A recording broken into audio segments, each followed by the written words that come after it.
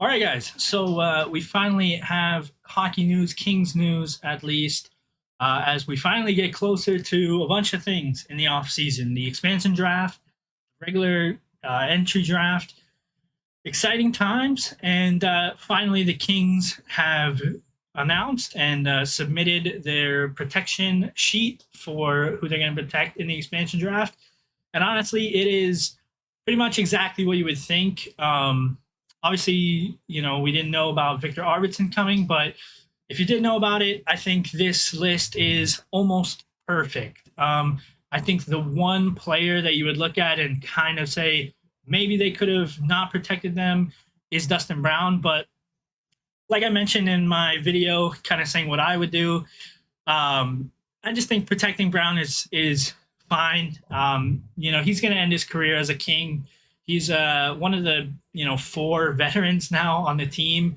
So it's the locker room is super young. I just saw that we're the second youngest team in the NHL right now with average age, and it's going to get younger as more young guys come up and make their debuts. So keeping Dustin Brown for another year or two, perfectly fine. The main thing now is just who we're giving up, or who we might give up. So protecting Dustin Brown, it gives Andreas Athanasiou a chance to be picked. I'm not a big, huge Athanasiou guy. I haven't been since we got him, but he is an interesting person for the Kraken to go after. I think before kind of all the news of the rest of the teams, what they're doing, it was pretty tough to see like what exactly Seattle would have available and like where they could kind of build their team. Now with news coming out that big name players like Carey Price, Tarasenko, even a guy like Max Domi, the fact that those guys are available and probably will get picked, it means that they already have somewhat of a core that they can build around. And so I think because of that, I don't know if they're going to go with any of our forwards. The forwards that they would go for would be Athanasiou, Carl Grundstrom, who I guess for me is the one guy who, if I was not going to protect Dustin Brown, I would have protected Grundstrom. I just think he adds something to the lineup that we're not getting in a lot of other places, especially as the team gets younger. There's a lot less grit, a lot less of that grinder kind of mentality, and Grundstrom brings that. However, he has struggled a little bit to be consistent in the scoring. He showed signs of a lot of skill, but he needs to increase the consistency for sure. And then other than that, I mean, maybe Blake Lizotte. I don't think at this point, I don't think they're going to need a fourth line center. I think they're going to be able to find a lot of second, third line guys, just like Vegas did, and really build through depth. So I don't know if a guy like Wagner, Lizotte, Matt Luff, Brendan Lemieux, I don't think they do much for a team that's going to be rebuilding through an expansion draft. So that leaves Cale Clague, Olli Mata, Curtis McDermott as kind of the three NHL level, if you want to say, defensemen available. Olli Mata, I think, is better than what Kings fans think of him. I think he had a rough start to the last season, but he got better over time. I don't know if they pick him just because he's making four point something million on the cap. So I think that's money that they don't want to waste on a guy like Olli Mata, who would be a sixth defenseman, a bottom six guy. Curtis McDermott, same thing. He's not making a lot of money, but I don't think they're going after Curtis McDermott. So I think he's safe. And then Cale Clague is, in my opinion, probably the juiciest pick for the Kraken. Like I said, they have some big name guys that they most likely will take, but not a lot of defensemen. And Cale Clague, he's a mobile, NHL style defenseman. I don't know if he's at that level right now, but when you have to pick 30 players and you only have 23 roster spots, you can take guys who still have a year or two to develop. And I think Cale Clague is one of those guys who, if not next season, the year after, I think he does have a spot in the NHL somewhere. I don't know if it's with the Kings, but if he doesn't get picked, I think he's a solid depth option for us because we are pretty weak on the blue line. But in my opinion, that's who the Kraken most likely go for.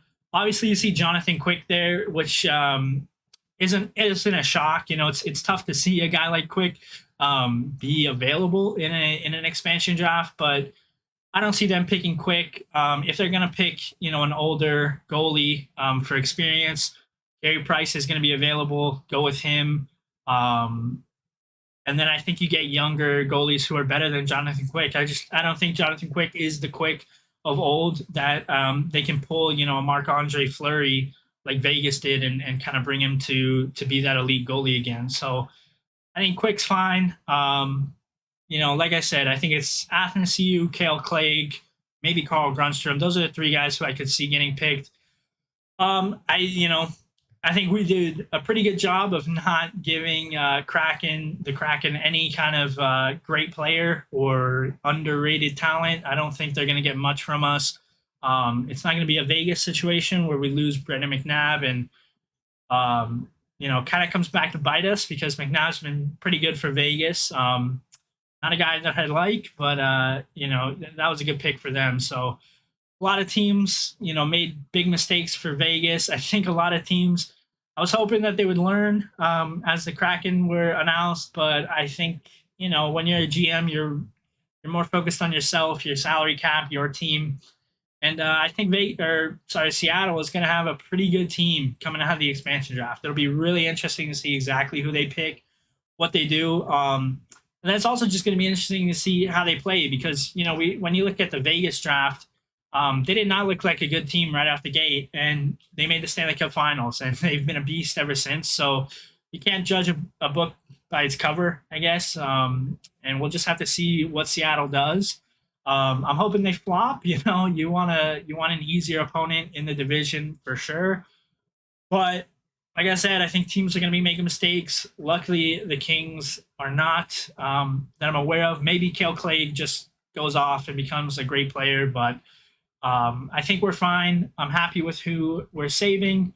We're just lucky enough to have most of our best players either be prospects or, well, that's pretty much it. We don't have many great players that we need to protect. And you know, you have to give credit again to Rob Blake for getting Victor Arvidsson because he was a expansion draft casualty. You know, they were probably going to lose him in the expansion draft if they didn't get rid of him. And so we got him for cheap, and hopefully that move pans out. But yeah, it's going to be a pretty fun week for hockey. I'm very, very excited for the draft. It looks like the Kings were probably going to pick with the pick, and it's going to be super interesting because no clue who's going to be available, no clue who the best player is even. So I'm hoping with that 8th pick, you know, our scouts do what they've been doing for the last couple of years and get one of the better players in the draft.